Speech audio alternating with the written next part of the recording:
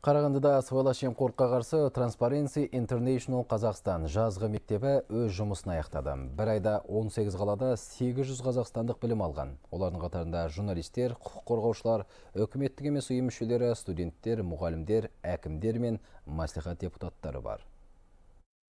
Сыбайлас жемқорлыққа қалай қарсы тұру керек? Бұл сұраққа жауап табу үшін қоғам белсенділері қысқа мерзімде тиімді курстан өтуге жиналған. Олар парақорлықпен күресуі тиіс тәуелсіз мамандар. Бірақ іске келгенде қоғам белсенділерінің өздері де дайын емес екені анықталды. Әр облыста арнайы мониторингтік топ бар, бірақ жеке өзім олардың сыбайлас жемқорлыққа қарсы стратегияны оқығандығын көрмеппін. Ал олар мемлекеттік органдардың оны сапалы орындауын қадағалайды. Немесе ешбір міндеттемені білместен Қазақстанның халықаралық міндеттемелерді қалай орындап жатқандығын бақылайды. Бұл деген қарама қайшылық туғызатын жайт. Сыбайлас жемқорлықпен күресу сауаттылығы бойынша курстар індетке қалай қарсы тұру керек екенін егжей-тегжейлі түсіндіреді. Мұнда мамандар өмірде болған жағдайларды мысалға алып, тиімді шараларды айтады. Бұл құралдарды кейін парақорлықты болдырмау мақсатында қолдануға болады дейді мамандар. Өңірде бұл жақсы іске асып жатқан секілді. Себебі соңғы жылы Қарағанды облысында сыбайлас жемқорлық деңгейі 11,5%-ке төмендеген.